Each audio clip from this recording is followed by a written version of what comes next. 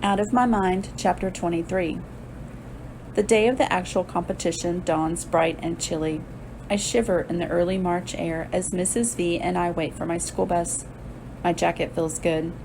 We've decided to use the manual chair today since the electric one, even with the car ramps, is a little too heavy for Mom to handle on her own.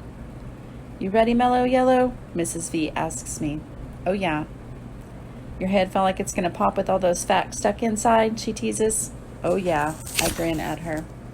"You'll do fine. Better than fine. Dynamite. Possibly awesome," Mrs. V says. "Oh, yeah." I push again. "We'll all be downtown in the audience, cheering you on." "And the team?" "There are others on the team?" she asks, smacking herself on the forehead. "I thought you were a solo act." "And teams from other schools?" "Don't worry, you're smarter than all of them put together, so we'll be cheering the loudest, your mom and dad and me and Penny." "Do I look okay?" Mrs. V looks me up and down. "Like a television star," she replies. "Your mom tucked an extra blouse in your bag just in case. Catherine knows what to do." I'm glad Catherine will be going along with this. I think Mr. Deming is glad as well. "Tell me the plan again." "Your mom will pick you up from school and take you to get a bite to eat, and then take you to the TV studio about 15 minutes before the rest of the contestants. Penny and your dad and I will meet you there. The TV folks won't freak out when I show up. They're well prepared for you. Actually, it's possible a few reporters might be there and want to talk to you." "Me? Why?" "I can't imagine why any news person would want to talk to somebody who can only talk through a machine. How boring." "Because you're a wonderful human interest story. Other people might be interested in knowing more about you." "They won't make fun of me?" Just the thought of it makes my palms sweaty. Mrs. V takes my hand in hers. "Not at all. They'll admire you, I'm sure. You are Spalding Street Elementary School's own personal Stephen Hawking. They're lucky." "Hope so. Here's your bus. Have a great day, Melody. I'll see you tonight." I managed to get through the day without spilling anything on my clothes, and I'm relieved to see Mom when the last school bell rings. After a quick meal of macaroni and applesauce in the car, smart Mom, nothing red, we head downtown. We find a handicapped parking spot right in front of the studio, and after the usual unloading the chair down the car ramp, seating me and strapping me in, then attaching Elvira, we roll inside. The receptionist, a chunky, pleasant woman with lots of makeup and frizzy hair, directs us to the staging area. I have to blink a little to figure it all out. Everything you see on TV is fake. I see the place where they film the news. When I watch it on television at home, it looks like the reporters are sitting in front of a huge window that shows all of downtown. But it's just a painting, and it's pretty small. So is the desk where the reporters sit. It seems so much bigger from home. I recognize a couple of the reporters who I watch every day. I can't believe how skinny the morning lady is. On TV, she looks normal size. I'm going to look like a huge balloon when the cameras show me. Speaking of cameras, they are huge, like giant black mechanical space beings on wheels. Guys with headphones and women with clipboards run around checking stuff. The back part of the studio is dark, but the place where the contest will take place is lit brightly, and I can see where the teams will stand and the big buttons they'll push for the answers. In another room, behind all the cameras and the action, are the benches where the audience sits. Some people have already started to file in, and I can see them through the large glass window. I jump when Catherine taps me on the shoulder. "Fascinating, huh?"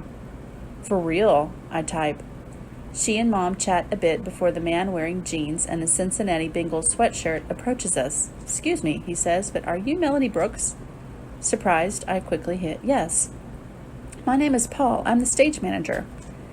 His huge hand swallows mine as he shakes it. "I'm glad you're here early. Let's see if we can have you set up correctly. We're really glad to have you participate." He spoke directly to me, not Mom or Catherine. I liked him right away.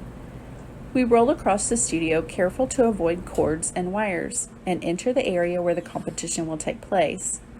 "This is where the members of each team will stand," he explained. "They each have 4 large buttons to push. Red is for letter A, blue is for letter B, yellow is for letter C, and D, of course, is green." I nod. "And here, Miss Melody, is where you will sit, right next to your teammates. I have rigged a special answer board for you, so it's adjusted to the height of your wheelchair." He looks pretty proud of himself as he shows me the setup. Wow, I type, this is perfect. How did you know? My son is in a wheelchair, he says with a shrug. I build stuff for Rusty all the time, but there's no way he could do what you're about to do. He kneels down so he can look me in the eye. Knock their socks off, champ. Rusty will be watching. Okay, I type, for Rusty. He rolls behind my answering board and lets me practice with the 4 color-coded buttons. Because they are so large, hitting the right one is actually easier than using my Meditalker. I don't even have to aim with my thumb, I can use my whole fist. When I hit the red button, the letter A lights up on the screen in front of me to lock in the answer. Thanks, Paul, I type, very, very much. He winks and gives all the buttons a quick punch to make sure they all light up, and then he tells me he'll see me later.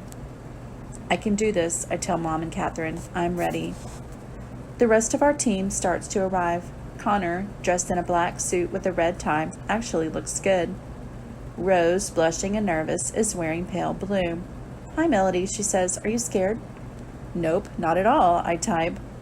My mom made me wear this tie, Connor complains, as he rolls his finger inside his shirt collar to loosen it. I hope I don't choke on live TV. If he does, at least the attention will be on him instead of me. What if I do something stupid, or what if I start to drool and the camera does a close-up? Amanda, Rodney, Molly, and Elena, the alternates, look a little sad as they wander around the studio.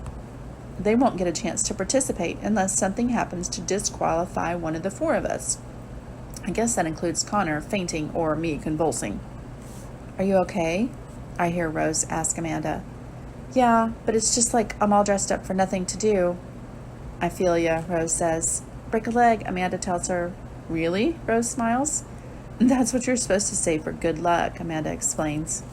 I know, but look at it this way.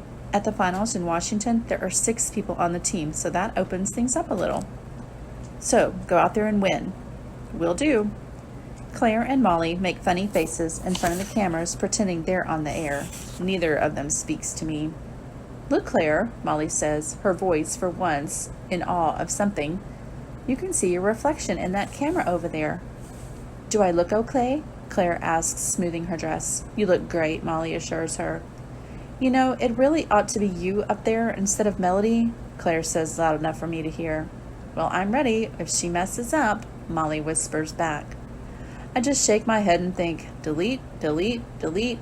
No way am I letting their negativity mess me up. I have enough to worry about. Mr. Deming hurries in then, wearing a brand new navy blue suit and a fresh white shirt and a red vest and a tie. The whole team cheers and Connor gives him a high five. He buzzes around for a bit like a nervous bumblebee, and he checks on details and wishes us all good luck, then goes to sit in the observation area. No teachers are allowed near the students during the competition. Catherine is allowed to stand in the back behind the cameras just in case I have an emergency. Other teams start to fill the studio as well. One team from Green Hills Academy is dressed in Kelly green sweaters. Not a bad idea, but the sweaters are ugly.